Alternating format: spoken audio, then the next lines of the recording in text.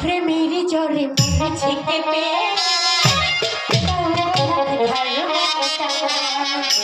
দেখো না আমার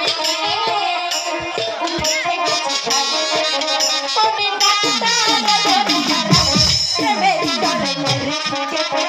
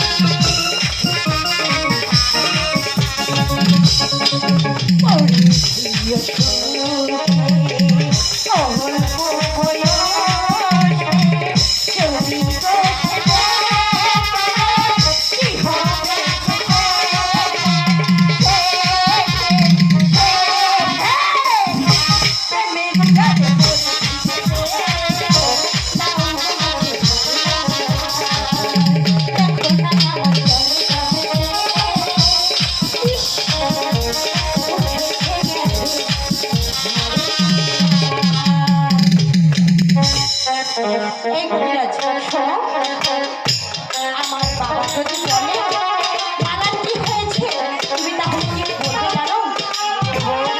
মালা যদি রোজ সখীকে নিয়ে ওই নদীর পাড়ে ঘুরতে যায় তাহলে মালার অসুখ ভালো হয়ে যাবে। ঠিক আছে, বলবে তো? হ্যাঁ, ঠিক আছে। সখী, ঘুষ দিয়ে দে। ঠিক আছে, ঠিক আছে, আমি তাই করবো। যাবো না, এবার আপনারা আসুন। কবিরাজ সাহেব, যাবো না। মালাকে যদি রোজ বিকালে সখীকে নিয়ে ওই বাগানে ঘুরতে যেতে দেন তাহলে মালার সকল রোগ ভালো হয়ে যাবে। ঠিক আছে কবিরাজ সাহেব, আমি তোমার উপর খুবই সন্তুষ্ট। তাই তো তুমি চলে যাও আমার খাজানচিখানায়।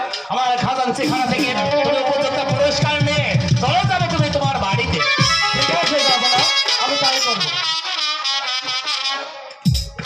মালা, আব্বাজান, আমি তোমাকে একটি কথা বলবো। জি আব্বাজান, বলুন কি বলবেন? মালা, আব্বাজান, আমি তোমার বিবাহ ঠিক করেছি। আব্বাজান, এ কি বলছেন আব্বাজান? হ্যাঁ মালা, কারণ তুমি হচ্ছ আমার একমাত্র কন্যা।